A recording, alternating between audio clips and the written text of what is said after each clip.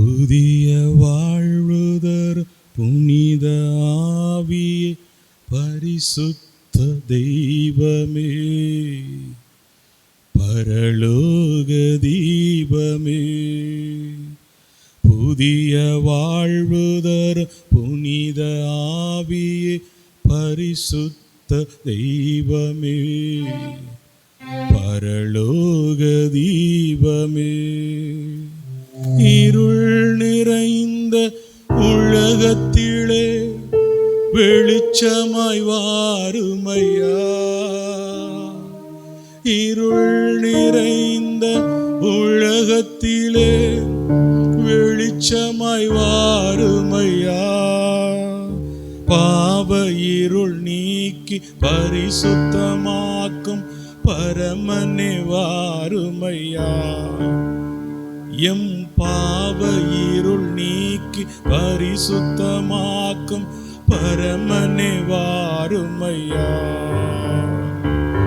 வரவேண்டும் வல்லவரே, வரவேண்டும் நல்லவரே. எல்லோரும் சேர்ந்து வரவேண்டும் வல்லவரே, வரவேண்டும் நல்லவரே, வரவேண்டும் வல்லவரே, வரவேண்டும் நல்லவரே.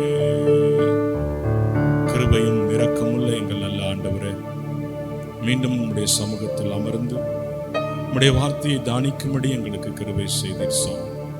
இப்பொழுதும் நீர் எங்களோடு பேசு. பரிசுத்த ஆவியானவரே, நீரே வெளிப்படும். என் கற்பாரையும் மீட்பருமான ஆண்டவரே, என் வாயின் சொற்கள் உமக்கு ஏற்றவையாயிருக்கட்டும். என் உள்ளத்தின் எண்ணங்கள் உமக்கு உகந்தவையாயிருக்கட்டும். இயேசுவின் மூலம் பிதாவே, ஆமென், ஆமென். Price the lord. ஹல்லேலூயா, ஹல்லேலூயா. நாம் காலையிலே தூய ஆவியானவர் யார் என்பதை குறித்து நாம் தியானித்தோம். அடுத்து இந்த தூய ஆவியினுடைய கனிகளை குறித்து நாம் தியானித்தோம். இந்த அமர்விலே நாம் தூய ஆவியானவருடைய செயல்பாடுகள், அதாவது புது வாழ்வில் பரிசுத்த ஆவியானவருடைய செயல்பாடுகள். பிரைஸ் தி லார்ட், ஹல்லேலூயா. எப்படி ஒரு மனிதனில் தூய ஆவியானவர் வருகிற பொழுது அவர் எப்படி இயங்குகிறார், இயக்குகிறார், எப்படியெல்லாம் நமக்குள்ளே செயல்படுகிறார் என்பதை குறித்து நாம் இப்பொழுது தியானிக்கப் போகிறோம். பிரைஸ் தி லார்ட், ஹல்லேலூயா, ஹல்லேலூயா. முதலாவதாக பரிசுத்த ஆவியானவர் நமக்கு புது வாழ்வு அளிப்பவர் அல்லது புது வாழ்க்கை கொடுப்பவர். ஹல்லேலூயா, ஹல்லேலூயா.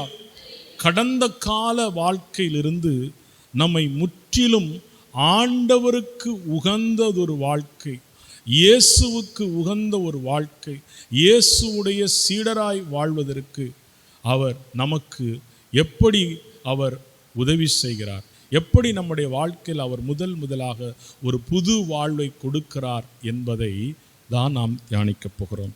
இதற்கு ஆதாரமாக யோவான் 3ஆம் அதிகாரத்திலே 3, 5, 6 வசனங்களை நாம் வாசிப்போம்.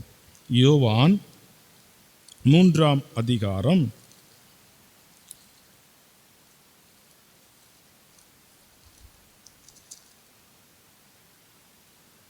வாசிங்க.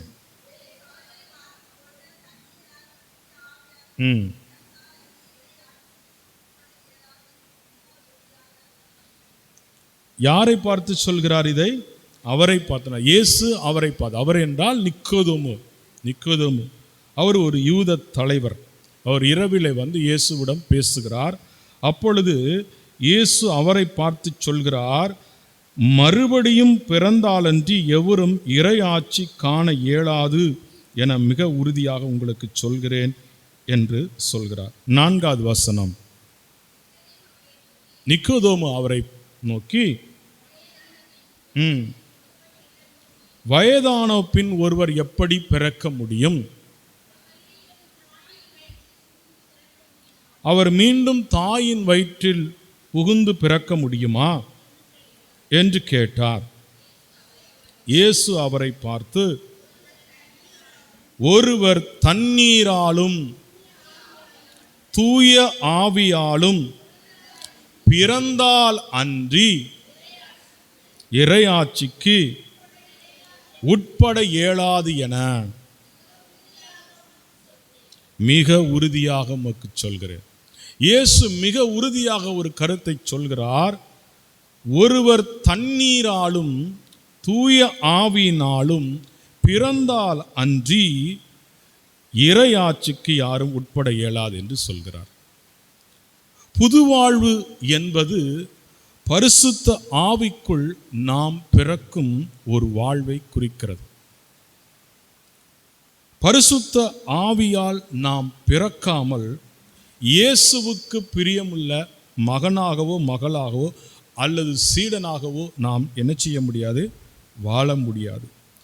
எவன் ஒருவன் இயேசுவே ஆண்டவர் என்று விசுவசிக்கிறானோ அவன் மீட்கப்படுவான். இயேசுவை விசுவசிக்கிறவன் மீட்கப்படுவான். இதைதான் யோவான் 6:63 பார்க்கும் பொழுது, வாழ்வு தருவது தூய ஆவியே, ஊன் இயல்பு ஒன்றுக்கும் உதவாது, நான் கூறிய வார்த்தைகள் வாழ்வு தரும் ஆவியை கொடுக்கின்றன. ஆண்டவர் சொல்கிறார், வாழ்வு தருவது தூய ஆவி, ஊன் இயல்பு ஒன்றுக்கும் உதவாது, நான் கூறிய வார்த்தைகள் வாழ்வு தரும் ஆவியை கொடுக்கின்றன என்று சொல்கிறார். யோவான் 6:68 பார்க்கும் பொழுது சீமோன் பேதுரு சொல்கிறார், ஆண்டவரே, நாங்கள் யாரிடம் போவோம்? நிலைவாழ்வு அளிக்கும் வார்த்தைகள் உம்மிடம் தானே உள்ளது என்று சொல்கிறார். அப்போ ஆவியானவர் நிலை வாழ்வை அளிக்கிற வார்த்தைகளை, வாழ்வு தருகிற வார்த்தைகளை கொடுக்கிறார். அந்த வார்த்தைகள் அது உம்மிடத்தில் இருக்கிறது என்று பேதுரு சொல்கிறார். யார் ஒருவர் இயேசுவை விசுவசித்து அவருக்குள் ஆவியானவர் வந்து வாசம் செய்கிறார். விசுவசிக்கிற, இயேசுவை விசுவசிக்கிற அல்லது இயேசுவை சொந்த மீட்பராக ஏற்றுக்கொள்கிற ஒருவனுடைய உள்ளத்துக்குள்ளே ஆவியானவர் வந்து ஆட்கொள்கிறார். Price the Lord. அதனால் வேதம் சொல்கிறது, பரிசுத்த ஆவியினால் அன்றி ஒருவனும் இயேசுவை என்ன செய்ய முடியாது? ஆண்டவர் என்று விசுவசிக்க முடியாது. ஆவியானவர் அவனுக்குள்ளே வந்து அவருடைய ஆச்சரியமான வல்லமையினால் அவனை ஆட்கொள்கிறார். Price the lord. ஹல்லேலூயா.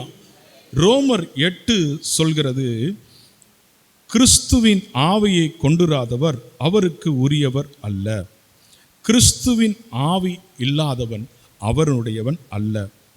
எவர் கடவுளின் ஆவியால் இயக்கப்படுகிறவர்களே கடவுளின் மக்கள் என்று வேதம் நமக்கு கற்றுக் கொடுக்கிறது. கிறிஸ்துவில் பிரியமானவர்களே, இந்த பரிசுத்த ஆவியினால் இயேசுவை விசுவசிக்கிறவனுக்குள் பரிசுத்த ஆவியானவர் இறங்கி வருகிறார். அவர் அந்த ஆவியை பெற்றவன்தான் கிறிஸ்தவன் என்று திருவிவிலியம் நமக்கு சொல்கிறது. அடுத்து இந்த ஆவியினால் இயக்கப்படுகிறவனை கடவுளுடைய மக்கள் என்று திருவிவிலியம் நமக்கு சொல்லுகிறது. ஆம், மனம் திரும்புகிற ஒருவனுடைய வாழ்க்கையில பரிசுத்த ஆவியானவர் நுழைகிறார். எப்படி அந்த பரிசுத்த ஆவியானவர் நுழைகிறார் என்றால், நிக்கோதேமிடம் ஆண்டவர் சொல்கிறார், நீ மறுபடியும் பிறக்க வேண்டும் என்று ஆண்டவர் சொல்கிறார். எப்படி மறுபடியும் பிறக்கிறார் என்றால், ஆண்டவருடைய வார்த்தைகள், வாழ்வு தருகிற வார்த்தைகள் ஒரு மனிதனுக்கு நேராக வருகிற பொழுது அந்த வார்த்தைகள் உயிர்ப்பிக்கிற வார்த்தைகள், உயிரடைய செய்கிற வார்த்தைகள் அவனுடைய ஆன்மாவுக்குள்ளே போய் அவனை கலக்கமுற்று தான் பாவி என்கிற உணர்வு அடையச் செய்து அந்த பாவத்தை அவன் என்ன செய்கிறான் என்றால் மனம் திரும்பி இனி இந்த பாவத்தை நான் தொடமாட்டேன் என்று சொல்லி பாவ அறிக்கை செய்கிற பொழுது இயேசுவை சொந்த மீட்பராக, இயேசு எனக்காக தான் இந்த பாவத்திற்கு பரிகாரமாக சிலுவையிலே சுமந்திருக்கிறார் என்று அவன் விசுவசித்து அந்த இயேசுவை சொந்த மீட்பராக தன் இருதயத்திற்குள் ஏற்றுக்கொள்கிற பொழுது இந்த காரியம் நடக்கிறது. அவன் மீண்டும் அவனுக்குள் செத்து கிடந்த அந்த ஆவி உயிர்ப்பிக்கப்படுகிறது. ஹல்லேலூயா, ஹல்லேலூயா. ஆண்டவர் ஆதாம் ஏவாளும் ஏதேன் தோட்டத்தில் வைத்து அவர்களுக்கு நன்மை தீமை அறியக்கூடிய கடையையும் வாழ்வின் மரத்தையும் அதன் ஏதேன் தோட்டத்தில் வைத்து, நீ எல்லாவற்றையும் எல்லா மரத்தினுடைய கனியையும் உண்டலாம், ஆனால் நன்மை தீமை அறியக்கூடிய அந்த கனியை, அந்த மரத்தினுடைய கனியை மட்டும் நீ உண்ணக்கூடாது, அந்த நாளில் நீ உண்டானால் நீ சாகவே சாவாய் என்று சொன்னார். ஆனால் அவர்கள் கீழ்ப்படியில்லை. பிசாசினுடைய வஞ்சகத்தினாலே, சூழ்ச்சியினாலே அவர்கள் அதற்கு மயங்கி, கண்களின் இச்சை, அவர் உடலுடைய இச்சையினாலே அவர்கள் மயங்கி ஈர்க்கப்பட்டு அவர்கள் அந்த கனியை உண்டு விட்டார்கள். ஆண்டவருடைய வார்த்தை என்ன சொல்கிறது? இந்த கனியை உண்கிற நாளில் சாகவே சாவா என்று சொல்கிறது. ஆனால் இந்த கனியை உண்டு அவர்கள் செத்தார்களா? எப்படி இருந்தார்கள்? அப்போ ஆண்டவருடைய வார்த்தை பொய்யாவிட்டதா? இல்லை. என்ன நடந்தது என்றால், அவர்களுடைய ஆவி அங்கு செத்துவிட்டது. ஆண்டவரோடு இருக்கிற அந்த உறவை அவர்கள் அங்கு இழந்து விட்டார்கள். அதற்கு முன்பாக ஆண்டவரோடு பகலின் உச்சியிலே அவர்கள் உலாவி மகிழ்ந்து மகிழ்ச்சி உற்றிருந்த அவர்கள் அந்த கனியை உண்ட பிறகு அதுவரைக்கும் தன்னுடைய ஆண்டவருடைய மகிமையால் மூடப்பட்டிருந்த அவர்கள் தாங்கள் நிர்வாணிகள் என்பதை அறியாது இருந்தார்கள். அந்த அளவுக்கு ஆண்டவருடைய மகிமை அவர்களால் நிரப்பப்பட்டிருந்த அவர்கள் அந்த கனியை உண்ட மாத்திரத்திலே தாங்கள் நிர்வாணி என்பதை உணர்ந்து எங்கு போய் ஒளிந்து கொள்கிறார்கள்? மரத்திலே போய் ஒளிந்து கொள்கிறார்கள். இலைகளாலே தங்களை மூடி மறைத்துக் கொள்கிறார்கள்.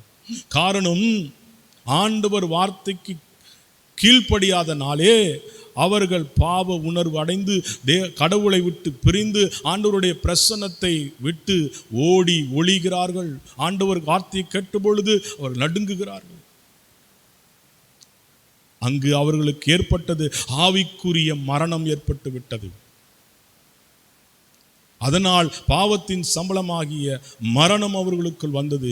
மீண்டும் அவர்கள் துணிகரமாய் அந்த வாழ்வின் மரத்தின் கனியை உண்டுவிடக்கூடாது என்பதற்காக ஆண்டவர் அவர்களை ஏதேன் தோட்டத்திலிருந்து விலக்கி அதற்கு காவல் வைத்து என்ன செய்கிறார்? அந்த ஏதேன் தோட்டத்திலிருந்து அவர்களை விலக்கி வைக்கிறார். அதற்கெல்லாம் பிறகு நடந்த காரியம். அப்போ அவர்கள் உண்ட பொழுது அவர்களுக்குள் இருந்தது ஆவிக்குரிய ஒரு மரணம் ஏற்பட்டு விட்டது. அது என்றால் ஆண்டவரோடு இருக்கிற அந்த உறவு அவர்களுக்கு இல்லாமல் போய்விட்டது. ஆம், கிறிஸ்துவில் பிரியமானவர்களே, இதுதான் ஆண்டவர் இங்கே நிக்கோதேமுக்கு சொல்கிற காரியத்தோடு நாம் ஒப்பிட்டு பார்க்கிற பொழுது, பாவத்தினாலே நாம் ஆண்டவரை விட்டு தூரமாய் போய் ஆண்டவரோடு இருக்கிற உறவிலே தள்ளி இருக்கின்ற பொழுது, இந்த வார்த்தை, உயிரளிக்கிற வார்த்தை நமக்குள்ளே வருகிற பொழுது, நாம் செத்து கடந்து இருக்கிற அந்த ஆவி கடவுளுடைய வார்த்தையினாலே உயிர்ப்பிக்கப்படுகிறது. அது உயிர்ப்பிக்கப்படும் பொழுது அது நம்முடைய ஆன்மாவுக்குள் போய் நன்மை தீமை அறியக்கூடிய இந்த ஆன்மா மனம் கலங்கி மனம் திரும்புவதற்கு, அந்த திரும்புகிறது பார்த்தீங்களா, மனம் திரும்பும் பொழுதுதான் அந்த ஆவியானவர் மீண்டும் உயிர்ப்பிக்கிறார். இந்த உயிர்ப்பித்தல் தான் மறுபடியும் பிறத்தல். பிரைஸ் தி லார்ட், ஹல்லேலூயா. இதைதான் நிக்கோதேமுக்கு சொல்கிறார், மறுபடியும் பிறக்கணும். இந்த மறுபடியும் பிறக்கிற பொழுது அதற்கு அடையாளமாக நாம் என்ன செய்கிறோம்? திருமுழுக்கு பெறுகிறோம். அதை எதை பெறுகிறோம்? நம்முடைய சரீரத்தில் பெறுகிறோம். அது எப்படி நடக்கிறது? முதலாவது ஆண்டவருடைய வார்த்தை, அந்த உயிருள்ள வார்த்தை நம்முடைய ஆவியை என்ன செய்கிறது? உயிர்ப்பிக்கிறது. அது ஆன்மாவிலே மனம் திரும்புதலை கொண்டுகிறது. அதுதான் மனம் திரும்புதலின் திருமுழுக்கு. இந்த மனம் திரும்புதலின் திருமுழுக்கு நாள் நாம் வெளிப்புறமாக நம்முடைய சரீரத்தில் நாம் ஆவி, ஆத்துமா, சரீரம் என்று 3 நிலைகள் கடவுளுடைய சாயலில் நாம் இருக்கின்றோம் அல்லவா? அந்த ஆவி உயிர்ப்பிக்கப்பட்ட பின் இந்த மனம் திரும்புதலால் உண்டாகிற திருமுழுக்கு அதனுடைய அடையாளமாக நம்முடைய சரீரத்தில் நாம் பெறுவதுதான் நீரினால் பெறுகிற திருமுழுக்கு. இதை தான் ஆண்டவர் சொல்கிறார், நீரினாலும், அடுத்து என்ன சொல்கிறார், பரிசுத்த ஆவியினாலும் பிறக்கிறார். இந்த நீரினால் பெற்ற அடையாளத்தை ஆண்டவர் மனம் திரும்பி அவருடைய இரத்தத்தால் கழுவப்பட்டு வெறும் பாத்திரமாக அல்ல, இதை நமக்கு பரிசுத்த ஆவியினால் நம்மை நிரப்பி என்ன செய்கிறார் என்றால் அவருடைய பரிசுத்த ஆவியினால் திருமுழுக்கு கொடுக்கிறார். இந்த திருமுழுக்கு பெற்ற பின்தான் நாம் இறையாட்சிக்கு தகுதி உடையவர்களாய் நம்மை கடவுள் மாற்றுகிறார். பிரைஸ் தி லார்ட், ஹல்லேலூயா, ஹல்லேலூயா. இதுதான் எசேக்கியேல் 37ஆம் அதிகாரத்தை நீங்கள் எடுத்து வாசித்தீர்கள் என்றால் மிக தெளிவாக தெரியும். எசேக்கியேல் 37 நாம் எடுப்போம். எசேக்கியேல் 37ஆம் அதிகாரத்தில் 1ஆம் வசனத்தை வாசிப்போம். ஆண்டவரின் ஆற்றல் என் மீது இறங்கினது, அவர் என்னை என் ஆவியால் தூக்கி கொண்டு போய் பள்ளத்தாக்கின் நடுவில் நிறுத்தினார். அங்கு எலும்புகள் மிகுதியாயிருந்தது. எசேக்கியேலை ஆண்டவர் ஒரு பள்ளத்தாக்கிலே கூட்டி போய் அந்த பள்ளத்தாக்கை காண்கிறார். அதில் என்ன இருந்தது என்றால் எலும்புகள் இருந்தது. அப்பொழுது அவரை பார்த்து கேட்பாய், 3வது வசனம் வாசிங்க. அவர் என்னிடம், மானிடா, இந்த எலும்புகள் உயிர் பெற முடியுமா என்று கேட்கிறார். எசேக்கியேலை பார்த்து ஆண்டவர் ஒரு வார்த்தை கேட்கிறார், இந்த எலும்புகள் உயிர் பெற முடியுமா என்று கேட்கிறார். இதேதான் பேதுரு லூக்கா 18:26-27 யார்தான் மீட்பு பெற முடியும் என்று கேட்டார்கள். இயேசு, மனிதரால் இது இயலாது, கடவுளால் செய்ய இயலும் என்று சொல்கிறார். மனிதரால் இது இயலாது, கடவுளால் எல்லாம் இயலும் என்று சொல்கிறார். யார் மீட்பு பெற முடியும் என்று கேள்வி கேட்ட பொழுது இது மனிதரால் இயலாது, கடவுளால் இயலும் என்று சொல்கிறார். இப்பொழுது இந்த எசேக்கியேல் தீர்க்கதரிசியை பார்த்து ஆண்டவர் கேட்கிறார், மானிடா, இது உயிர் பெறுமா? இந்த எலும்புகள் உலர்ந்து போய் கிடக்கிறது, இந்த பள்ளத்தாக்கில் எலும்புகள் இருக்கிறது, இவையெல்லாம் உயிர் பெறுமா என்று கேட்கும் பொழுது அவர் சொல்கிறார், உமக்கு தெரியுமே என்று சொல்லி என்ன சொல்கிறார்? அவர் பதில் கொடுக்கிறார். அப்பொழுது ஆண்டவர் என்ன சொல்கிறார்? இந்த எலும்புகளுக்கு இறைவாக்கு உரை என்று சொல்கிறார். ஆண்டவர் சொல்கிறார், இந்த எலும்புக்கு இறைவாக்கு உரை என்று சொல்கிறார்.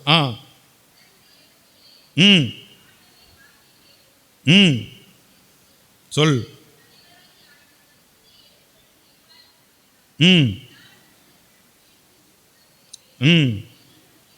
உயிர் பெறுவீர்கள், பரப்புவேன்,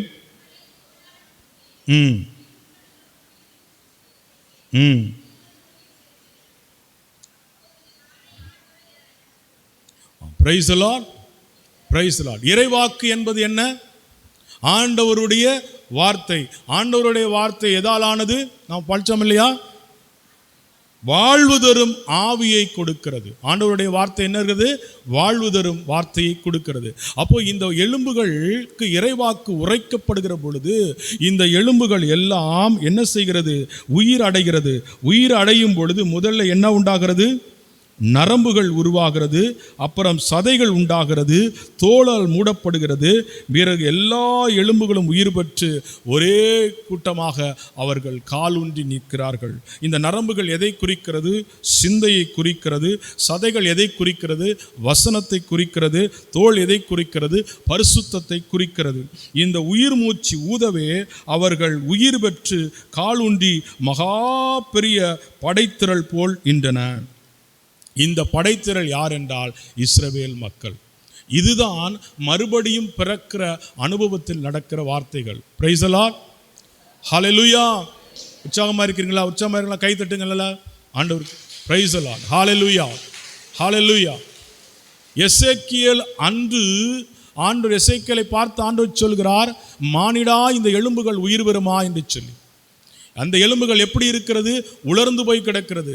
ஆம், கிறிஸ்துவில் பிரியமானவர்களே, நாமும் பாவத்தினால் உலர்ந்து கிடக்கிற நம்முடைய வாழ்க்கையிலும் ஆண்டவருடைய வார்த்தை, வாழ்வளிக்கிற வார்த்தைகள் வருகிற பொழுது எப்படி அந்த உலர்ந்து போன எலும்புகளுக்குள்ளே உயிர் மூச்சு புக செய்தாரோ அப்பொழுது சதைகள் உண்டாயிற்று, தோல் உண்டாயிற்று, நரம்புகள் உண்டாயிற்று, கால் ஊன்றி எழுந்ததைப் போல நாமுக்கும் இறை வார்த்தை வருகிற பொழுது அந்த வார்த்தை, அந்த உயிருள்ள வார்த்தை நம் ஆன்மாவுக்குள்ளே போய் அந்த ஆன்மாவுக்குள் இருக்கிற அந்த ஆவியை உயிர்ப்பிக்கிற பொழுது நம்முடைய இருதயம் கலங்குகிறது.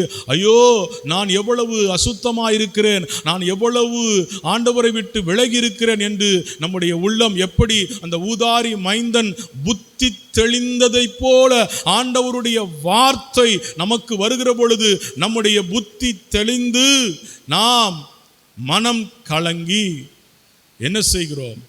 அந்த ஆண்டவருக்கு நேராய் திரும்புகிறோம்.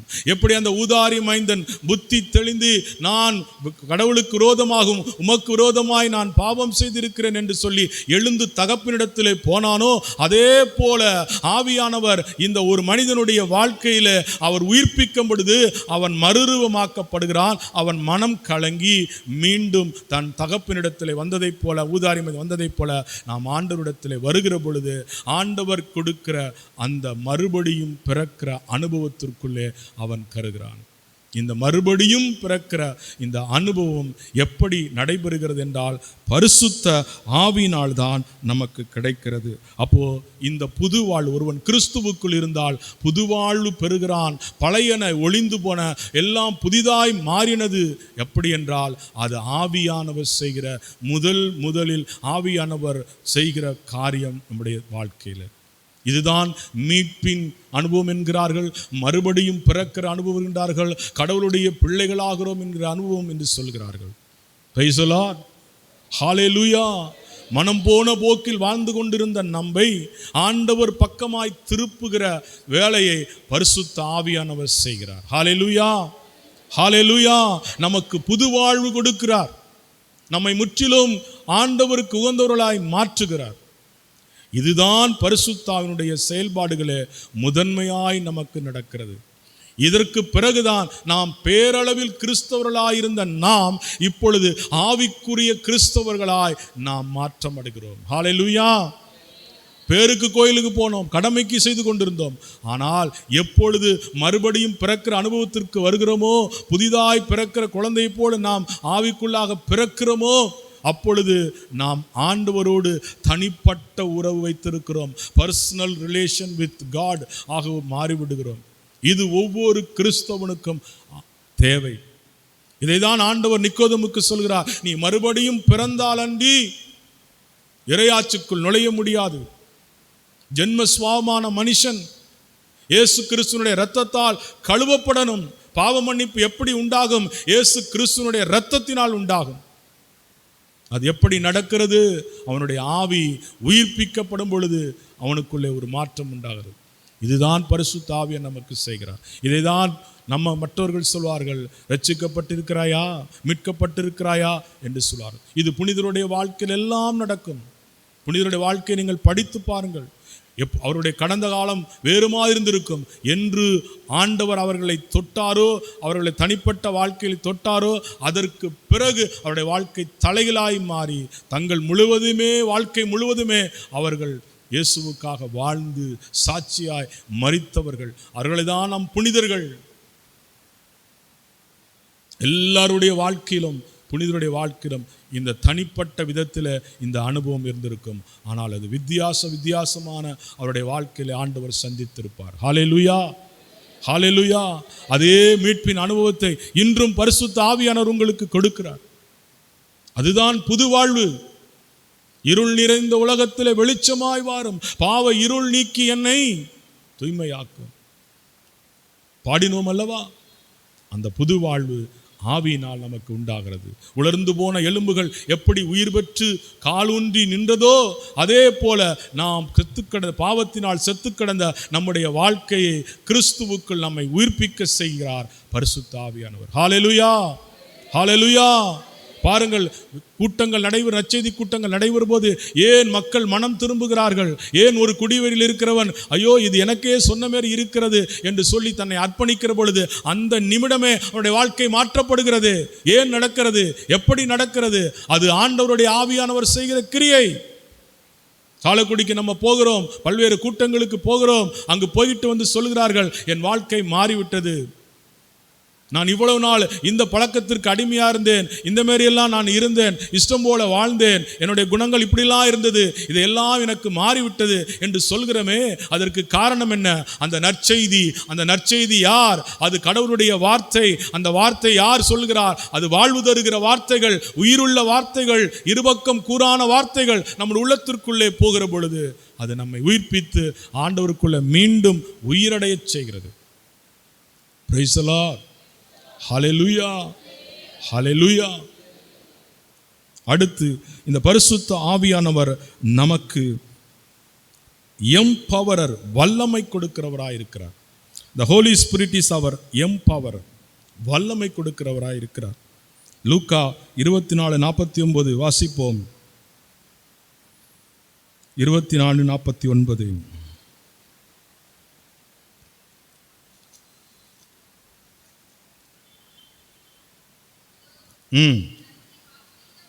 வாக்களித்த வல்லமையை நான் அளிக்கிறேன்,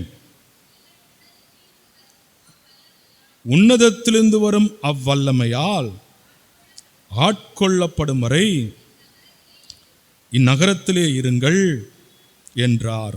இது ஆண்டவர் சொல்கிறார். இதோ தந்தை வாக்களித்த, தந்தை என்ன வாக்களித்தார்? நான் மாந்தர் யாவர் மேலும் என் ஆவியை ஊற்றுவேன் என்று சொல்லி தந்தை வாக்களித்ததை, அந்த வாக்களித்த வல்லமையை நான் உங்களுக்கு அனுப்புகிறேன், நீங்கள் உன்னதத்திலிருந்து வரும் அந்த வல்லமையை ஆட்கொள்ளப்படும் வரை. அந்த வல்லமை எது? அதுதான் பரிசுத்த ஆவியானவர். இதிலே நகரத்திலே காத்திருங்கள் என்று சொல்கிறார். இது எப்பொழுது நடந்தது? திருத்தூதர் பணி 2:1 பெந்தகோஸ்த் 50வது நாளிலே வந்தபொழுது அவர்கள் எல்லாருமே ஒரு இடத்திலே கூடி ஜெபித்த பொழுது, திருத்தூதர் பணி 2:2 திடீரென்று கொடுங்காற்று, பலத்த காற்று வீசுவது போன்ற ஒரு இரைச்சல் முழக்கம் வானத்திலிருந்து உண்டாகி அவர்கள் அமர்ந்திருந்த வீடு முழுவதும் ஒலித்தது. 2:3 மேலும் நெருப்பு போன்ற பிளவுற்ற நாவுகள், அக்னிமயமான நாவுகள் ஒவ்வொருவர் மேலும் வந்து அமர்ந்ததை அவர்கள் கண்டார்கள். 2:4 அவர்கள் அனைவரும் தூய ஆவியினால் ஆட்கொள்ளப்பட்டார்கள். ஹல்லேலூயா. அப்போ அந்த உன்னதத்திலிருந்து வருகிற அந்த வல்லமை யார்? தூய ஆவியான. அதை சொல்ல 2:4 அவர்கள் அனைவரும் தூய ஆவியினால் ஆட்கொள்ளப்பட்டால். இதுதான் பெந்தகோஸ்தின் நாளிலே நடந்த அனுபவம். எசேக்கியேல் 37 சொன்ன காரியமும் தான் பெந்தகோஸ்தின் நாளே நடந்தது. அப்போ ஆண்டவருடைய வார்த்தை உரைக்கப்பட்ட பொழுது ஆவியானவர் இறங்கினதைப் போல அது பரிசுத்த ஆவியானவர் இறங்கி வந்தார். அவர்கள் வெறுமனையே கொடுங்காற்று போன்றோ சத்தத்தை மட்டும் கேட்கவில்லை, அல்லது நெருப்பு போன்ற பிளவுற்ற நாவுகள் மட்டும் அவர்கள் ஒவ்வொரு மேலும் வந்து அமர்வதை காணவில்லை. அவர்கள் காட்டினார்கள், அது நெருப்பு போன்ற நாவுகள் இறங்கினது, பெரும் காற்று வீசினது, அதை மாத்திரம் அவர்கள் காண்கவில்லை. அதற்கு பின்பாக அந்த ஆவியினுடைய அபிஷேகத்தை சீடர்கள் பெற்ற பின்பாக பெரும் மாற்றத்தை அவர்கள் கண்டார்கள். வெறும் அடையாளமாக அது அல்ல. அந்த பரிசுத்த ஆவியானவர் இறங்கின பிறகு அவர்களுக்குள்ளே மிகப்பெரிய மாற்றம் உண்டானது. அதாவது ஊன் இயல்புக்குரிய காரியங்கள் முற்றிலும் அழிக்கப்பட்டது, ஆவிக்குரிய காரியங்கள் வெளிப்பட ஆரம்பித்து விட்டது. அதற்கு முன்பாக வரையிலும் அவர்கள் நீ பெரியவனா நான் பெரியவனா என்று போட்டி போட்டுக் கொண்டிருந்த அவர்கள் இன்று அந்த ஆவியை பெற்ற பிறகு பயந்து நடுங்கிக் கொண்டிருந்த அவர்கள், எந்த யூதர்களுக்கு மத்தியிலே பயந்து நடுங்குகிறார்களோ அதே யூதர்களுக்கு மத்தியிலே அந்த ஆவியினுடைய அபிஷேகத்தை பெற்ற பிறகு பேதுரு எழுந்து நின்று பிரசங்கம் செய்தது ஆண்டவருடைய வல்லமை. அந்த வல்லமையால் தான் ஒரே ஒரு பிரசங்கத்திலே 3000 பேர் மனம் திரும்பி இயேசுவை ஏற்றுக்கொள்ள வைத்தது.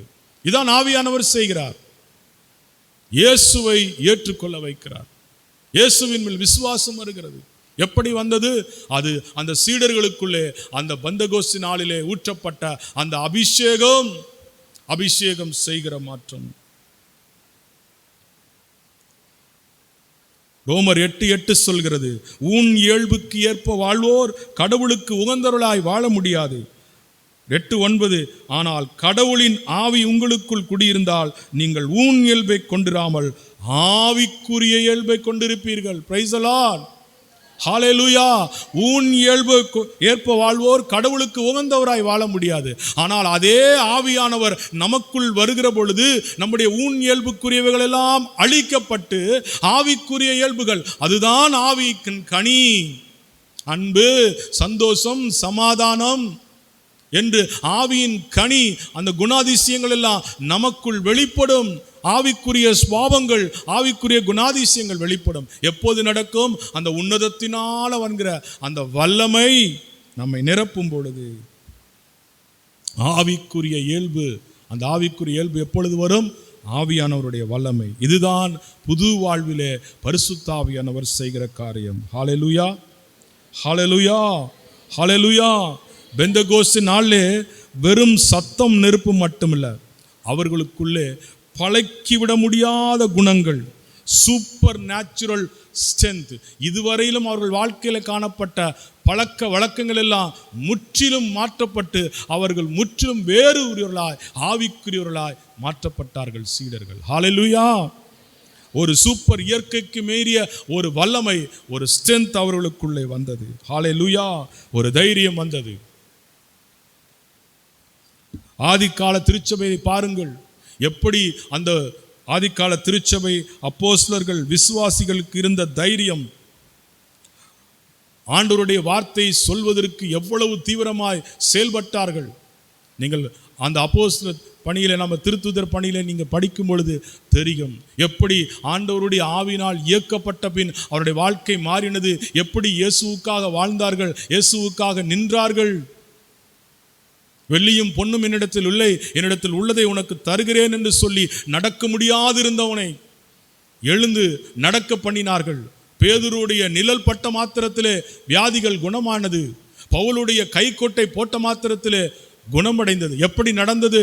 இந்த பரிசுத்த ஆவியினுடைய வல்லமையால் நிரப்பப்பட்டு தைரியமாய் சுவிசேஷத்தை, நற்செய்தியை அறிவித்தார்கள். அவர்கள் ஆதிக்கால திருச்சபையில் இருந்த மக்கள் பவர்ஃபுல் கிறிஸ்டியனாக அவர்கள் இருந்தார்கள். காரணம் பரிசுத்த ஆவியானவர். நாமும் இந்த பரிசுத்த ஆவியினால் நிரப்பப்படும் பொழுது சூழ்நிலையை கண்டு அஞ்சாமல் நாம் தைரியத்தோடு வாழ முடியும். ஹல்லேலூயா, ஹல்லேலூயா, ஹல்லேலூயா. இந்த ஆவியானவர் உங்களுக்கு தேவையா? இந்த ஆவியானவர் உங்களை நடத்துவார், புது வாழ்வு தருவார், புது ஆண்டவருடைய வல்லமையால் நிரப்புவார். மூன்றாவது, the Holy Spirit is our guide. நம்மை நடத்துவார். அவரை போல நேர்த்தியாய் நடத்துகிறவர் வேறு ஒருவரும் இல்லை.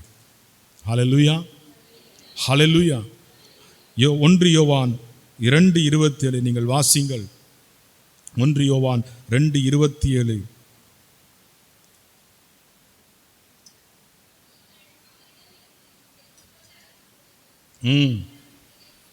நீங்கள் அவரிடமிருந்து பெற்றுக்கொண்ட அருள் பொழிவு, அபிஷேகம், பரிசுத்த ஆவியினால் கொடுக்கப்படுகிற அபிஷேகம் உங்களுள் நிலைத்திருக்கிறது. அதனால் உங்களுக்கு எவரும் கற்பிக்க வேண்டிய தேவையில்லை. மாறாக அருள் பொழிவால் அனைத்தையும் கற்றுக்கொள்கிறீர்கள். அவ்வருள் பொழிவு உண்மையானது, பொய்யானது அல்ல. நீங்கள் கற்றுக்கொண்டதற்கேற்ப அவரோடு இணைந்து வாழுங்கள். ஹல்லேலூயா. அப்ப அருள் பொழிவு நமக்கு கற்றுக் கொடுக்கிறது. பரிசுத்த ஆவியானுக்குள் எல்லா ஞானமும் அறிவும் கிடக்கிறது. ஆவியின் வரங்கள், ஞானம் நிறைந்த சொல்வளம், அறிவு நிறைந்த சொல்வளம் அவருக்குள் இருக்கிறது. நாம் அவருக்குள் இருக்கும் பொழுது, அவரை பின்பற்றும் பொழுது, அவருக்கு இடம் கொடுக்கும் பொழுது அவர் நம்மை நடத்துவதற்கு உண்மை உள்ளவராக இருக்கிறார். ஹல்லேலூயா, ஹல்லேலூயா. நம்முடைய ஆவிக்குரிய வாழ்க்கையில் கிறிஸ்துவுக்குள் வளர்கிற அந்த வாழ்க்கையில் வளர்வதற்கு ஆவியானவர் உண்மையுள்ளவராக இருக்கிறார். இதேதான் ரோமர் 8:14 சொல்கிறது, கடவுளின் ஆவியால் இயக்கப்படுகிறவர்கள் கடவுளின் மக்கள். ஹல்லேலூயா. யாரால் நாம் இயக்கப்பட வேண்டும்? அண்டை வீட்டார் அல்ல, பக்கத்து வீட்டார் அல்ல, அல்லது நம் சொந்தங்கள் அல்ல. நம்மை இயக்குகிறவர் யார் இருக்கிறார்? பரிசுத்தாக. நாம் முதலிலே நமக்கு ஒரு காரியம் ஏற்படுமானால் முதலிலே நாம் அதை போய் ஆண்டவரிடத்திலே சொல்லி பழக கற்றுக்கொள்ள வேண்டும். முதலில் எங்க ஓட வேண்டும்? ஆண்டவர் சமூகத்துக்கு ஓட வேண்டும்.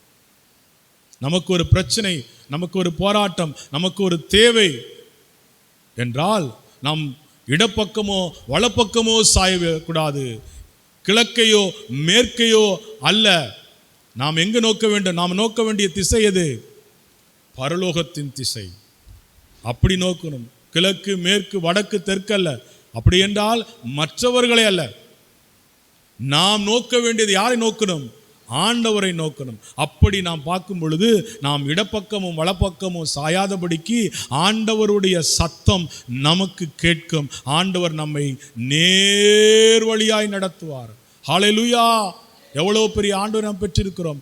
ஐகளை தட்டி நாம் ஆண்டவருக்கு நன்றி சொல்லுவோம். அவர் நம்மை நடத்துவார். ஹல்லேலூயா.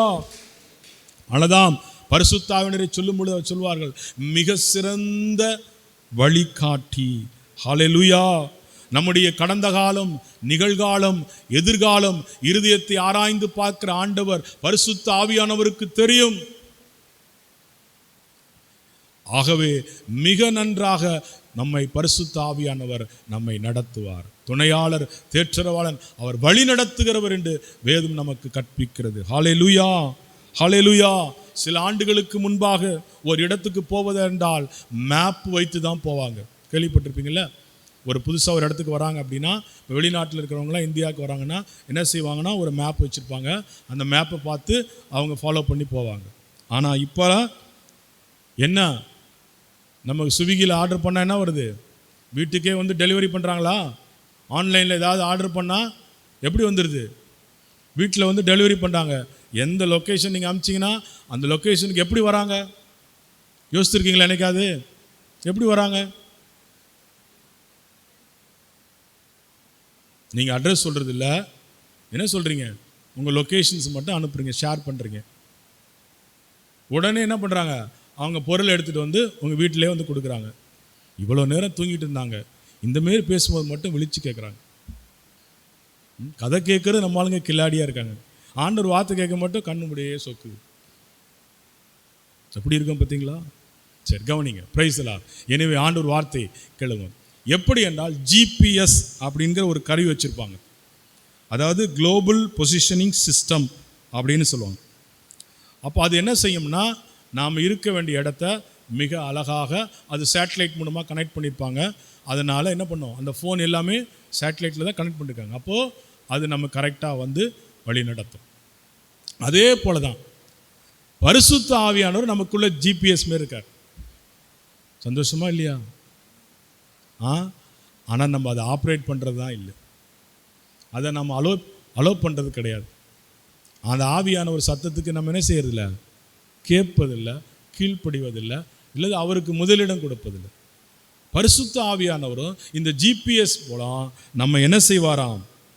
மிக சரியாக நம்மை வழி நடத்துவார். ஹல்லேலூயா. ஹல்லேலூயா. அதுக்கு நாம் பழகணும். அவருடைய சத்தம், மெல்லிய சத்தத்தை நம்ம என்ன பண்ணணும்? அந்த ஜிபிஎஸ் கருவி நம்ம டியூன் பண்ணணும். அதேமாரி அந்த காலத்தில் பார்த்தீங்கன்னா ரேடியோ இருக்கும். ரேடியோவில் வந்து பல ஸ்டேஷன்ஸ் இருக்கும். நம்ம ரேடியோ கருவி வச்சுட்டு என்ன பண்ணுவோம்? அந்த இதை டியூன் பண்ணுவோம். டியூன் பண்ணால் தான் அந்த ஆல் இண்டியா ரேடியோ நமக்கு கிடைக்கும். அல்லது வேறு இலங்கையிலேருந்து வர அந்த ரேடியோலாம் நமக்கு இந்த ஸ்டேஷன்ஸ் கிடைக்கும். அப்போது அதேமாரி நம்ம என்ன செய்யணும்? பரிசுத்த நாம் டியூன் பண்ண நம்முடைய இருதயத்தை நம்ம என்ன பண்ணணும்? ஆண்டவருக்குள்ளார டியூன் பண்ணியிருக்கணும்.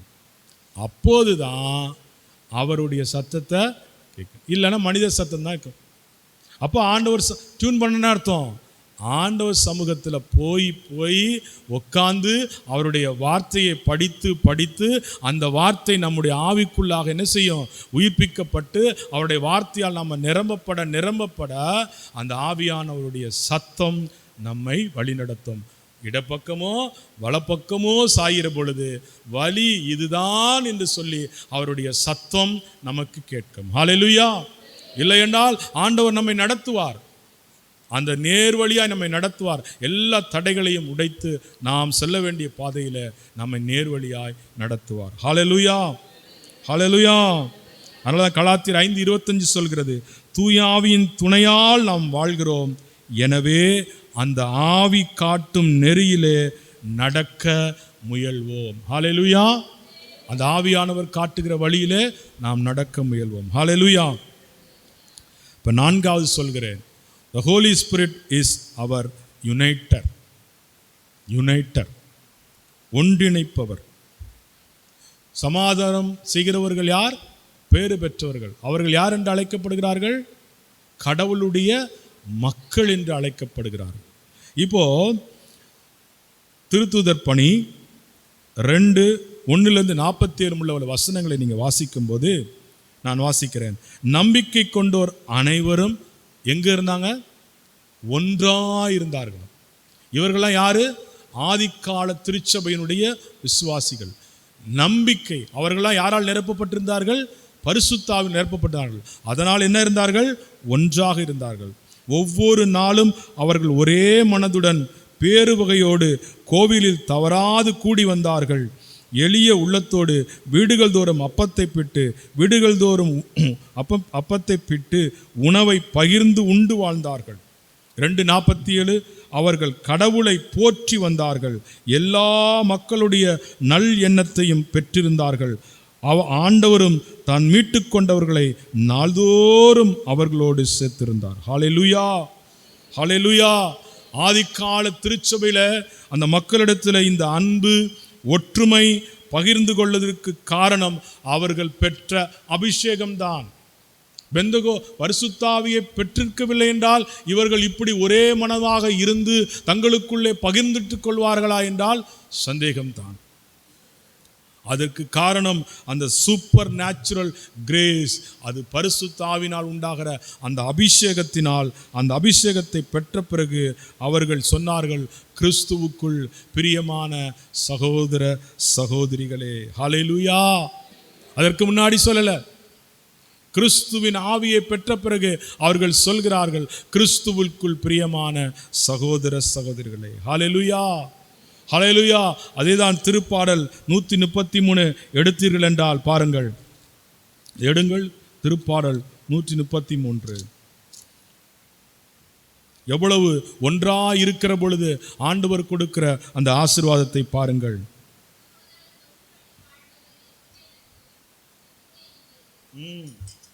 சகோதரர் ஒன்றுபட்டு வாழ்வது எத்தனை நன்று, எத்தனை இனியது. நறுமண தைலம்,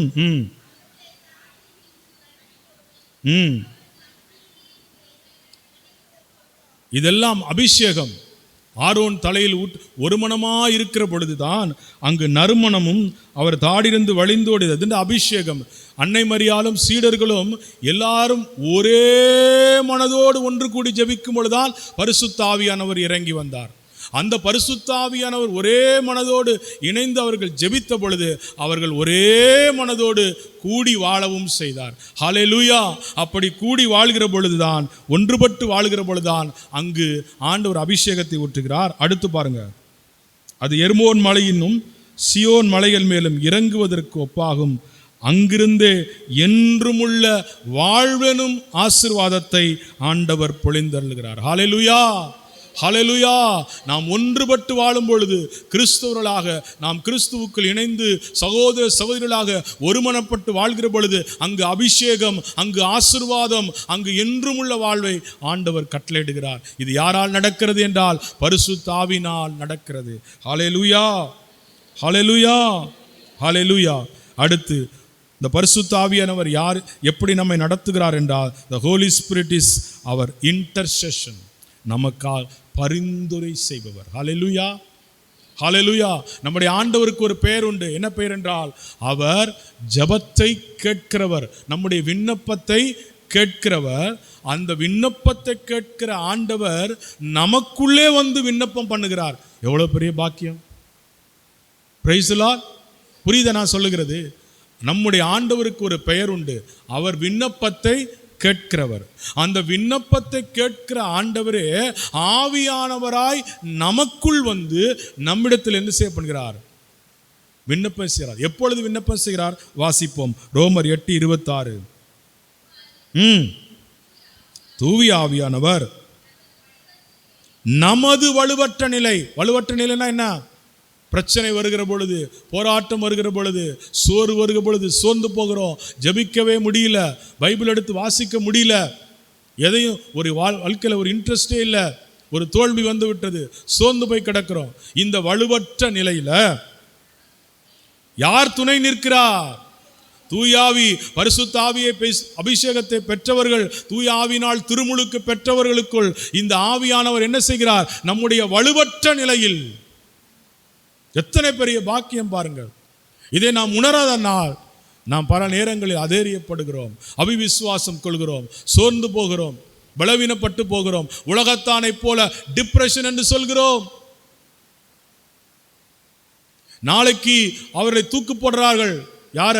பேதுரு, பவுலும் சீலாவையும் சிறைச்சாலையிலே நாளைக்கு தூக்கு போட போகிறார்கள். ஆனால் இவர்கள் பரிசுத்த ஆவியினால் நிரப்பப்பட்டு என்ன செய்கிறார்கள்? துதிக்கிறார்கள். அவர்கள் வாயிலிருந்து ஒரு டிப்ரெஷன் என்று ஒரு வார்த்தை வரல.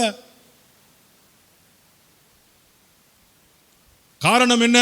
அவர்கள் பரிசுத்த ஆவியினால் நிரப்பப்பட்டிருந்தார்கள். ஹல்லேலூயா, ஹல்லேலூயா. அப்போ வலுவற்ற நமக்கு துணை நிற்கிறார். ஏனெனில் எதற்காக எப்படி வேண்டுவதென்று நமக்கு மண்டை ஃபுல்லா பாரம், குழப்பம், கன்ஃபியூஷன்ஸ். எப்படி ஜெபிக்கிறது, என்னத்துக்காக ஜெபிக்கிறது, ஒரே குழப்பம். இந்த நிலையில நமக்கு உதவி செய்கிறார். எப்படி ஜெபிக்கிறாராம் பாருங்க. தூய ஆவியானவர் தாமே சொல் வடிவம் பெற முடியாத நம்முடைய பெருமூச்சுகளில் வாயிலாக நமக்காக பரிந்து பேசுகிறார். ஹல்லேலூயா, ஹல்லேலூயா. பாக்கியம் இல்லைவா? கைகளை தட்டி இந்த ஆண்டவருக்கு நன்றி சொல்லுங்கள். ஆவியானவர் நமக்குள் இருக்கும் பொழுது, நம்முடைய வலுவற்ற நிலையிலே, நாம் எப்படி ஜெபிப்பது என்று தெரியாத நிலையிலே, என்ன செய்வது என்று வேண்டுவதற்கு கூட முடியாத நிலையிலே நமக்காக ஜெபிக்கிற ஆவியானவர் நமக்குள்ளே இருக்கிறார். உள்ளங்களை துருவி ஆராயும் கடவுள் தூய ஆவியானவருடைய மனநிலை அறிவார். தூய ஆவியாரும் கடவுளுக்கு உகந்த முறையில் இறை மக்களுக்காக பரிந்து பேசுகிறார். நீங்கள் ஒரு காரியத்தை கேட்குறீங்க, இந்த காரியம் நடக்கலை, சோர்ந்து போறீங்க. ஆனால் தூய ஆவியானவர் என்ன செய்வார்? நம்முடைய வலுவற்ற நிலையில் நமக்காக ஜெபித்து கடவுளுடைய சித்தத்தை நமக்கு வெளிப்படுத்துவார். நம்முடைய காரியத்தையும் கடவுளுக்கு என்ன செய்வார்? கொண்டு போய் எது சரியானது என்பதை நமக்கு கற்றுத்தருவார். ஹல்லேலூயா, ஹல்லேலூயா. நமக்குள் இருந்து ஜெபிக்கிறார் என்றால் எத்தனை பெரிய பாக்கியம். ஹல்லேலூயா, ஹல்லேலூயா. இந்த மிகப்பெரிய ஒரு அற்புதம், இதான் பெரிய நமக்கு கிடைக்கப்பட்டிருக்கிற ஒரு கிரேஸ். ஹல்லேலூயா. ஆகாருடைய பெருமூச்சு எங்கு? பாலைவனத்திலே தன்னுடைய குழந்தை சாகப் போகிறது என்பதை காணக்கூடாமல் தள்ளி நின்று அவள் விட்ட பெருமூச்சை கண்டவர் தான் நம்முடைய ஆண்டவர்.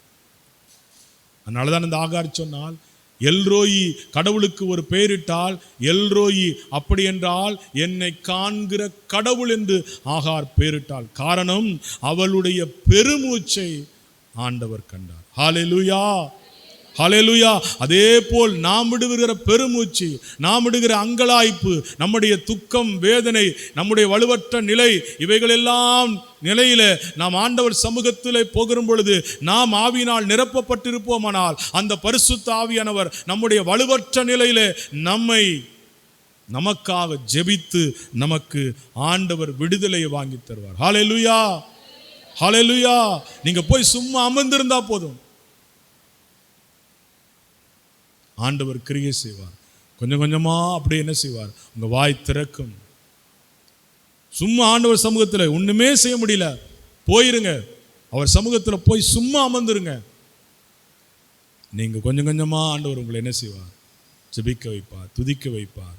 அப்படியே துதித்து துதித்து துதித்து ஆண்டவர் வார்த்தையின் வழியாக எங்களோடு பேசி அந்த காரியத்தில் அந்த ஆண்டவர் உங்களுக்கு ஜெயம் எடுக்க அல்லது ஆலோசனை சொல்ல ஒரு விசுவாசம் வரும், ஒரு நம்பிக்கை வரும்.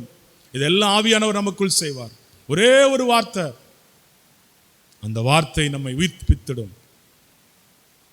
அது ஆண்டவர் பரிசுத்த ஆவியானவர் செய்கிற காரியம். சோர்ந்து போய் கிடப்போம், என்ன பண்ணுவதுன்னு குழப்பத்தில் இருப்போம், என்ன முடிவெடுக்குன்னு குழப்பத்தில் இருப்போம். ஆனால் ஆவியானவர் செயல்படுகிற பொழுது ஒரே ஒரு வார்த்தையில் ஆண்டவர் நம்மை உயிர்ப்பித்துருவார். நமக்கு ஒரு சமாதானம் வரும். அந்த பீஸ், அந்த அமைதி பரிசுத்த ஆவியானவர் நமக்கு கொடுப்பார். ஆகவே நமக்குள்ளே ஒரு விசுவாசம் வந்துடும். ஹல்லேலூயா, ஹல்லேலூயா. எல்லாருடைய வாழ்க்கையிலும் தான், ஊழியர்களுடைய வாழ்க்கையிலும் இதுதான். சோர்ந்து கிடக்கிற பொழுது ஆவியானவர் அவர்களை தேற்றி அவர்களை உற்சாகப்படுத்தி போவார். எலியா சோர்ந்து கிடந்தார், ஆவியானவர் அவரை தேற்றி அவருக்கு உணவை கொடுத்து நடக்கும்படி செய்தார், பலனடையும்படி செய்தார்.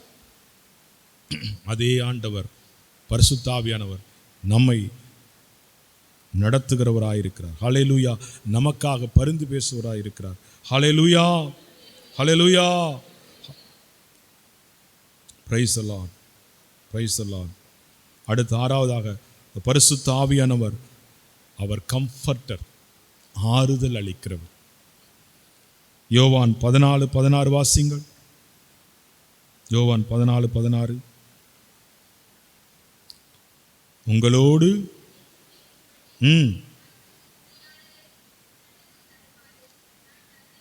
தந்தையிடம் கேட்பேன், தந்தை அவரை உங்களுக்கு, ஹல்லேலூயா, ஹல்லேலூயா, உங்களோடு என்றும் இருக்கும்படி மற்றொரு துணையாளரை உங்களுக்கு தருமாறு நான் தந்தையிடம் கேட்பேன், தந்தை அவரை உங்களுக்கு. யார் அதை குறிக்கிறது? பரிசுத்த ஆவியானவரை குறிக்கிறது. ஹல்லேலூயா, ஹல்லேலூயா. அடுத்து 14:17.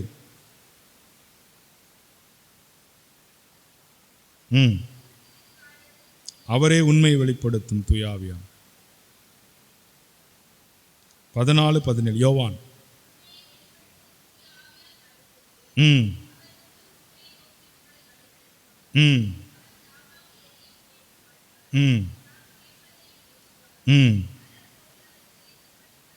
அறிவிப்பார், அறிவிப்பார். ஹல்லேலூயா. யோவான் 14:18 சொல்கிறார், நான் உங்களை திக்கற்றவர்களாய் விடமாட்டேன் என்று சொன்ன ஆண்டவர் சீடர்களுக்கு அவர் சிலுவை சுமப்பதற்கு முன்பாக ஆண்டவர் அவர்களை ஆற்றி தேற்றி அவர்களுக்கு நிறைய நேரம் டைம் ஸ்பெண்ட் பண்ணி ஆண்டவர் அவருடைய இதயத்தை திறந்து பல காரியங்களை சொல்லிக் கொடுத்தார்.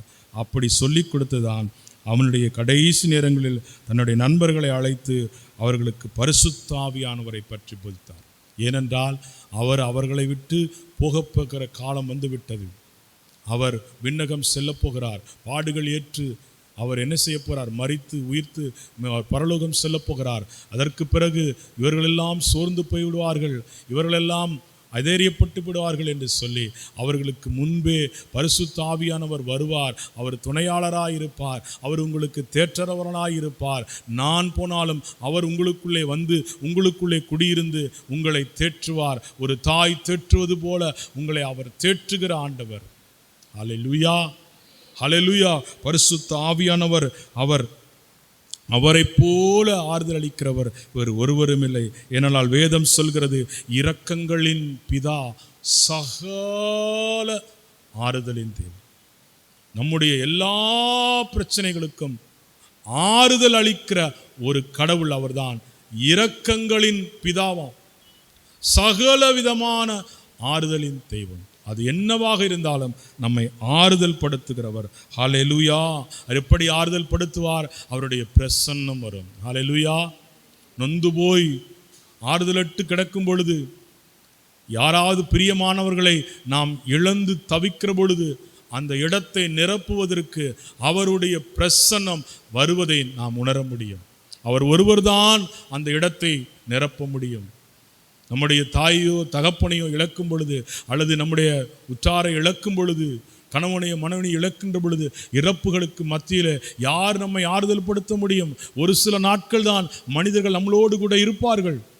ஆனால் அந்த வீட்டிலே நாம் தனியாக இருக்கின்ற பொழுது, தத்தளிக்கின்ற பொழுது, அவருடைய நினைவுகள் நம்மை பாதிக்கின்ற பொழுது, பரிசுத்த ஆவியானவர் அவருடைய பிரசன்னத்தினால் நம்மை தேற்றுவதை, நம்மை ஆறுதல் படுத்துவதை நாம் உணர முடியும். ஹல்லேலூயா. இது எல்லா சூழ்நிலையிலும் நமக்கு உதவுவார். நம்ம எப்பேற்பட்ட இழப்புகள் மாத்திரமல்ல, தனிமையில், வேதனையில், வியாதியில், போராட்டத்தில் நாம் தவிக்கிற பொழுது என்றென்றும் நம்ம பரிசுத்த ஆவியால் நிரப்பப்பட்டிருப்போமானால், அந்த ஆவி நமக்குள் இருக்கிற ஆவியானவர் நம்மை தேற்றுவதை, நம்மை ஆற்றுவதை, நம்மை திடப்படுத்துவதை, நம்மை பலப்படுத்துவதை நாம் உணர முடியும். ஹல்லேலூயா, ஹல்லேலூயா. நம்முடைய சோதனையிலே அவர் நம்மை உற்சாகப்படுத்துவார், நம்பிக்கையை வளர்ப்பார், உன்னதமான பலன். நம்முடைய கவலையிலே அவர் மகிழ்ச்சியை தருவார். நம்மை கொடுமைப்படுத்தும் பொழுது, துன்பப்படுத்தும் பொழுது அவருடைய கிருபை நம்மை தாங்கும். இதைதான் திருப்பாடல் 94:18-19 வாசிங்கள். திருப்பாடல் 94:18-19 வாசிங்கள். எப்படி பரிசுத்த ஆவியானவர் நம்மை தேற்றுகிறார் என்று பாருங்கள். 94:18-19. என் அடி சறுக்குகிறது, நான் சொன்னபோது ஆண்டவரே உமது பேரன்பு என்னை தாங்கிற்று. நம்முடைய கால் சறுக்குகிறது என்று சொல்லும் பொழுது ஆண்டவர் தமது பேரன்பால் என்ன செய்வார்? நம்மை தாங்குவார். ஹல்லேலூயா. எப்பேற்பட்ட ஆண்டவர் நமக்கு இருக்கிறார் பாருங்க. நம்ம சறுக்குகிறது என்று சொல்லும் பொழுது அவருடைய பேரன்பு என்ன செய்கிறதா? நம்மை தாங்குகிறது. ஹல்லேலூயா, ஹல்லேலூயா, ஹல்லேலூயா. அடுத்து பாருங்க. என் மனதில் கவலைகள் பெருகும் பொழுது என் உள்ளத்தை உமது ஆறுதல் மகிழ்விக்கிறது. ஹல்லேலூயா. கவலையிலே ஆறுதல் தருகிறவர் பரிசுத்த ஆவியானவர். அதனால்தான் நம்முடைய ஆண்டவருக்கு பெயர் இரக்கங்களின் பிதா, சகல ஆறுதலின் தெய்வம். எல்லாவற்றிற்கும் நம்மை ஆறுதல் படுத்துகிறவர், நம்மை தேற்றுகிறவர் அவர் ஒருவரே. ஹல்லேலூயா. அவரை போல தேற்றுகிறவர் ஒருவரும் இல்லை. அவர் தேற்றினால் அதை நாம் நிச்சயமாக அந்த காரியத்தில் நமக்கு மிகுந்த தைரியம் உண்டாகும். ஹல்லேலூயா, ஹல்லேலூயா. நமக்கு அருமையானவர்கள் இழந்தாலும் அதை நிவர்த்தி செய்கிறவர் அவர் ஒருவரே. ஹல்லேலூயா. அந்த ஆண்டவருடைய பிரசன்னத்தை பரிசுத்த ஆவியானவர் கொண்டு வந்து நம்மை திடப்படுத்துவார். ஹல்லேலூயா. இதெல்லாம் ஆவியானவர் நம்மை நடத்துகிறது, பரிசுத்த ஆவியானவர் நடக்கிற காரியம். இதெல்லாம் உங்கள் வாழ்க்கையின் அனுபவமாய் மாற்றிக்கொள்ளணும். அதற்கு என்ன தேவை? நீங்கள் வாஞ்சையோடு இந்த ஆவியை பெற்றுக்கொள்ளணும். தாகம் வேணும், விசுவசிக்கணும். இந்த 2 நாட்கள் தான், இன்னும் அரை நாள் இன்றைக்கு முடிந்து விட்டது. இந்த 1 நாளில் இன்னும் தாகத்தோடு ஆண்டவரிடத்தில் கேளுங்கள். ஆண்டவரே, வைராக்கியமாய் கேளுங்கள். உமது ஆவி எனக்கு தாரும். உமது ஆவி இல்லாமல் நான் இங்கு செல்லக்கூடாது, இந்த இடத்தை விட்டு செல்லக்கூடாது. உம்முடைய அபிஷேகம் என்னை நிரப்ப வேண்டும் சுவாமி, எனக்கு தாரும். பின்மாறி மழையை பொழிவேன் என்று சொன்னீரே, மாந்தர் யாவர் மேலே என் ஆவியை ஊற்றுவேன் சொன்னீங்களே. இயேசுவே, உம்முடைய வாக்குத்தத்தத்தை நினைவு கூறும். நான் சென்று உங்களுக்கு ஒரு துணையாளரை தருவேன் என்று சொன்னீங்களே, தேற்றரவாளனை தருவேன் என்று சொன்னீங்களே, என்றென்றைக்கும் உங்களோடு இருப்பார், உங்களுக்குள் இருப்பார் என்று சொன்னீங்களே. அந்த ஆவி எனக்கு தாரும் சுவாமி, அந்த பரிசுத்த ஆவி எனக்கு தாரும். ஆவியானவரே, நீர் எனக்குள்ளே வாரும். நான் தனியே போகக்கூடாது, இயேசுவோடு நான் செல்லணும். உமது ஆவியினால் என்னோடு வாரும், எனக்குள் வாரும். தாகம், வாஞ்சை பெற்றுக்கொள்ளணும். ஹல்லேலூயா, ஹல்லேலூயா, ஹல்லேலூயா. தாகம் கொள்வீர்களா? வாஞ்சை கொள்வீர்களா? பிரைஸ் தி லார்ட், ஹல்லேலூயா.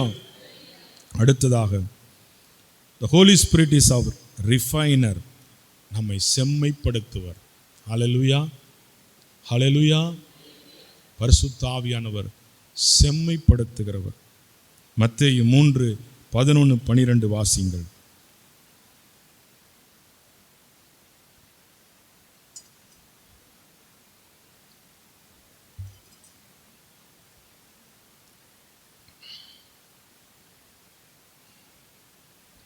11:12 மத்தேயு 3. நீங்கள் மனம் மாறுவதற்காக நான் தண்ணீரால் திருமுழுக்கு கொடுத்தேன். எனக்கு பின் ஒருவர் வருகிறார், என்னை விட வலிமை மிக்கவர். அவருடைய மிதியடிகளை தூக்கி செல்லக்கூட எனக்கு தகுதியில்லை. தூய ஆவி என்னும் நெருப்பால் திருமுழுக்கு கொடுப்பார். ஹல்லேலூயா. இங்கு வார்த்தை சொல்கிறது தூய ஆவி என்னும் நெருப்பால். ஏன் இங்கு தூய ஆவி என்னும் நெருப்பால்? இதை விளங்கிக் கொள்வோம். ஒருமுறை ஒரு கல்லூரி வளாகத்திலே விடுதி இருந்தது. அந்த விடுதி பக்கத்திலே சில செடிகள் இருந்தது. அங்கே என்ன நடந்தது என்றால், அந்த விடுதியிலே படிக்கிற ஒரு இடத்துல அரிப்பு ஒரு வியாதி அடிக்கடி வர ஆரம்பித்தது. ஏன் இந்த அரிப்பு வருகிறது மாணவர்களுக்கு என்று பார்த்த பொழுது, அது பக்கத்தில் இருந்த சில செடிகளால், முளைத்திருந்த செடிகளால் வருகிறது என்பதை உணர்ந்து என்ன பண்ணாங்கன்னா, அந்த செடியை வெட்டி விட்டார்கள். செடியை வெட்டி விட்டார்கள். கொஞ்ச நாளாயிடுச்சு, மீண்டும் மாணவர்களுக்கு அரிப்பு வர ஆரம்பித்தது. என்னவென்று பார்த்தால், அந்த செடி மீண்டும் என்ன செய்திருந்தது? முளைச்சிருந்தது. இப்போ என்ன செய்தார்கள் அப்படின்றால், இப்படி திருப்பி வெட்டி விட்டால் திருப்பி இது வளரும். இது முளைக்காத வண்ணம் என்ன செய்யணும் அப்படின்றால், நெருப்பு வைத்து என்ன செய்யணும்? முற்றிலுமாய் எரித்து விடணும். அப்பொழுது அங்கு இருக்கிற அந்த செடியோட வித்து என்ன விடும்? அழிக்கப்பட்டுடும். ஹல்லேலூயா, ஹல்லேலூயா. அதே போல நம்முடைய வாழ்க்கையிலும் இயேசுவை சொந்த இரட்சகராக ஏற்றுக்கொண்ட நாம், ஆண்டவருடைய இரத்தத்தால் கழுவப்பட்டிருக்கிற நாம், மீண்டும் பழைய சுபாவங்கள் வராமல் இருக்க நாம் அவருடைய பரிசுத்த ஆவியினால் உண்டாகிற ஊன் இயல்புகளை பரிசுத்த ஆவியினால் அழித்தீர்கள் என்றால் நீங்கள் பிழைப்பீர்கள் என்ற வார்த்தையின்படி பரிசுத்த ஆவியானவர், நெருப்பாய் வருகிற ஆவியானவர், நமக்குள் காணப்படுகிற அந்த பாவ ஆசையை, பாவ வித்தை மீண்டும் தலை தூக்காதபடி அதுக்கு என்ன செய்வார்? சுட்டெரிப்பார். ஹல்லேலூயா, ஹல்லேலூயா, ஹல்லேலூயா. கொடிவெறி கொள்கிறவர்கள் மனம் திரும்புகிற பொழுது, மீண்டும் அந்த வழியே செல்லும் பொழுது, அல்லது நண்பர்களோ அழைக்கின்ற பொழுது அவர்கள் பரிசுத்த ஆவியினால் நிரப்பப்பட்டிருப்பார்கள் என்றால் அவர்கள் அதை பார்த்து என்ன செய்வார்கள்? வேண்டாம், தள்ளிவிட்டு உதறிவிட்டு போவார்கள். ஆனால் அவர்கள் ஆண்டவர் இரத்தத்தால் கழுவப்பட்டு மனமாற்றம் அடைந்திருந்தாலும் ஆவியினால் நிரப்பப்படாமல் இருப்பார்கள் என்றால் அவர்கள் மாமிசம் தலை தூக்க ஆரம்பித்து அவர்கள் மீண்டும் அந்த பாவத்துக்கு விழாமல் இருக்க முடியும். அவர் பாவத்தில் விழுந்து விடுவார்கள். அதை விழாமல் தடுக்க செய்கிறவர் பரிசுத்த ஆவியானவர். எப்படி என்றால், அந்த காலத்திலே என்ன செய்வார்கள்? அடுப்பு வைத்துதான், விறகு அடுப்பு வைத்துதான் என்ன செய்வார்? சமையல் செய்து கொண்டிருப்பார்கள். அப்பொழுது அந்த கதகதப்பாக இருக்கும். அப்பேற்பட்ட இடத்துல அந்த பூனைகள் வந்து அந்த அடுப்புக்குள்ளே, மண் அடுப்புக்குள்ளே போய் உட்காந்துரும், போய் படுத்துக்கும், கதகதப்பாக இருக்கும். ஆனால் அதே நெருப்பு இருக்கும்போது அந்த பூனை போகுமா? அதே மாதிரிதான் நாம் அனல் உள்ளவர்களாய், ஆவிக்குள்ளே அனல் உள்ளவர்களாய் இருக்கிறோமோ, எந்த பாவத்தை விட்டோமோ, எந்த பாவத்தை உதறிவிட்டு வந்தோமோ, எந்த பாவத்திலிருந்து நம்மை ஆண்டவர் மீட்டெடுத்தாரோ, மீண்டும் சினிமாவோ சீரியலோ அல்லது தவறான பழக்க வழக்கமோ தவறான உறவோ எதுவாக இருந்தாலும் அது மீண்டும் நமக்குள் வராதபடிக்கு ஆவியானவர் நம்மை நிரப்பியிருப்பாரானால், அவருடைய அக்கினி நம்மால் இருக்குமானால் எந்த பாவமும் என்ன செய்யாது? நம்மை மேற்கொள்ளாதபடிக்கு அவர் பாதுகாத்துக் கொள்வார். ஹல்லேலூயா, ஹல்லேலூயா, ஹல்லேலூயா. பெந்தெகோஸ்து நாள் இதான் நடந்தது. அந்த சீடர்களை பார்த்தார்கள்.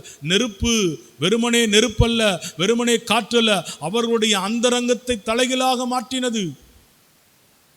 வேறுபட்டு கிடந்தார்கள், ஒற்றுமையின்றி கிடந்தார்கள். மாமிசத்துக்குரிய காரியங்கள் இருந்தது, ஊன் இயல்புக்குரிய காரியங்கள் இருந்தது. எல்லாம் அந்த ஆவியினாலே சுட்டரிக்கப்பட்டு அவர்கள் எல்லாரும் ஒரே மனதோடு ஒன்று கூடி ஆண்டவருக்காக வைராக்கியமாய் நின்றார்கள். பரிசுத்த ஆவியானவர் அவர் சுத்திகரிப்பின் ஆவியானவர். அதனால்தான் வேதம் திருவிபிலியம் சொல்கிறது, அவர் பாவத்தை குறித்தும் நீதியை குறித்தும் நியாய தீர்ப்பை குறித்தும் கண்டித்து உணர்த்துவார், எச்சரிப்பார். பாவத்தை குறித்து எச்சரிப்பார், கண்டித்து உணர்த்துவார். அவர் நம்மை பரிசுத்தமாக்குகிற ஆண்டவர். ஹல்லேலூயா, ஹல்லேலூயா, ஹல்லேலூயா. இந்த சுத்திகரித்து ஆண்டவர் நம்மை கடைசி எங்கு கொண்டு போவார் என்றால் 2 கொரிந்தியர் 3:17-18 வாசிங்க. எதற்கு இந்த சுத்திகரிப்பு, எதற்கு இந்த பரிசுத்தம்? 2 கொரிந்தியர் 3:17-18.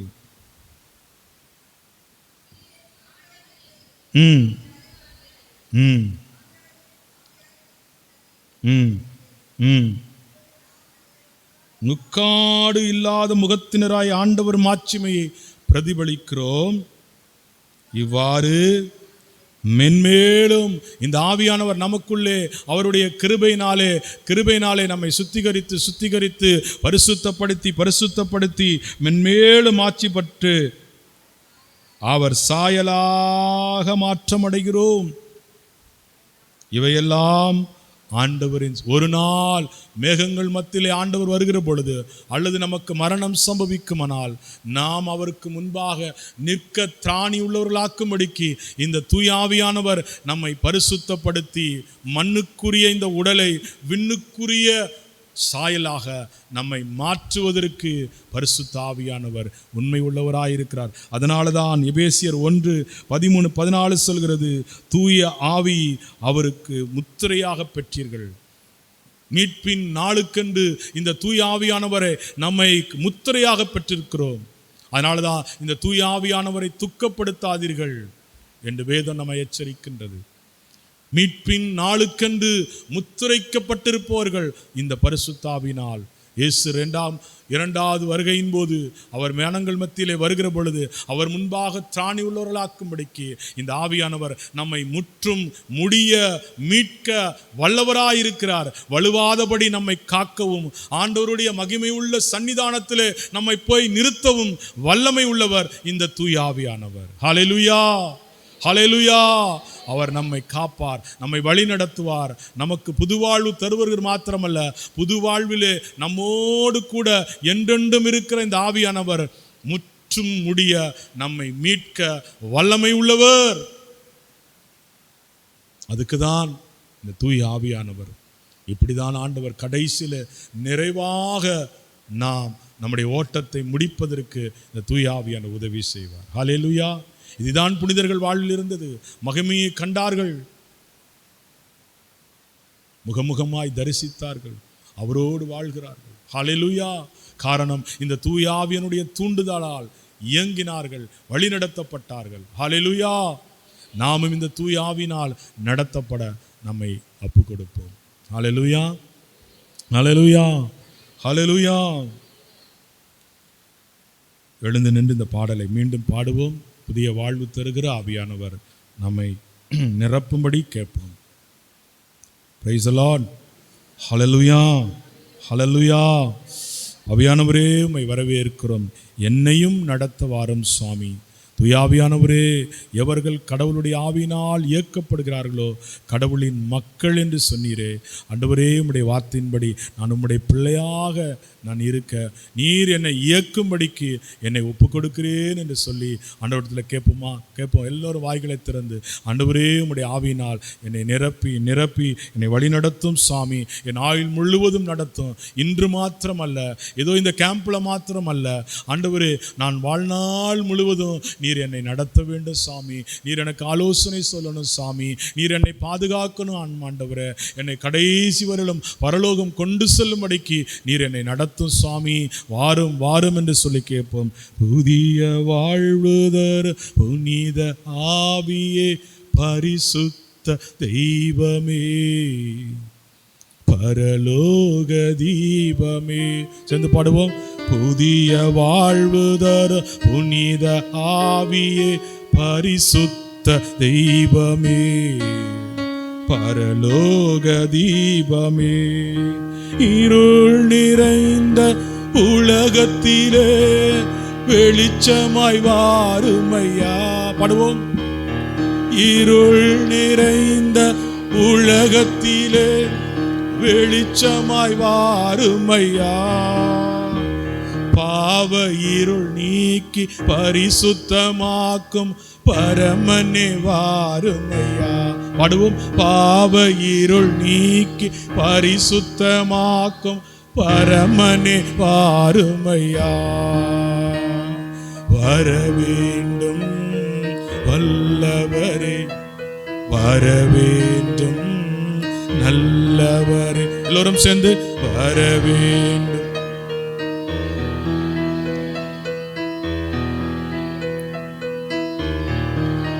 மீண்டுமாய் வரவேண்டும் வல்லவரே, வரவேண்டும் நல்லவரே.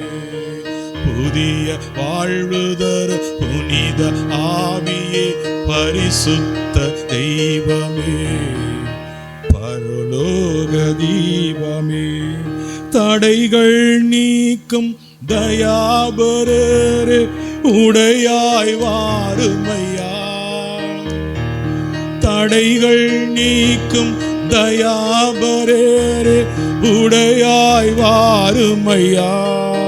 ஒடுங்கி போன எங்கள் ஆவியை விரட்டி உற்சாகம் தாருமையா. ஒடுங்கி போன எங்கள் ஆவியை விரட்டி உற்சாகம் தாருமையா. கைகளை உயர்த்தி வரவேண்டும்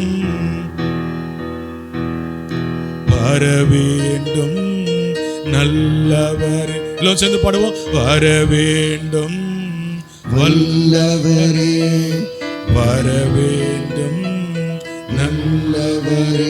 மீண்டுமாய் வரவேண்டும் நல்லவரே, வரவேண்டும் நல்லவரே. மீண்டுமாய் வரவேண்டும் வல்லவரே, வரவேண்டும் நல்லவரே. மீண்டுமாய் வரவேண்டும் வல்லவரே, வரவேண்டும் நல்லவரே. கிருபையும் இரக்கமுள்ள எங்கள் நல்ல ஆண்டவரே, உம்முடைய சமூகத்தில் எங்களை தாழ்த்தி ஒப்புக் கொடுக்கிறோம் சாமி.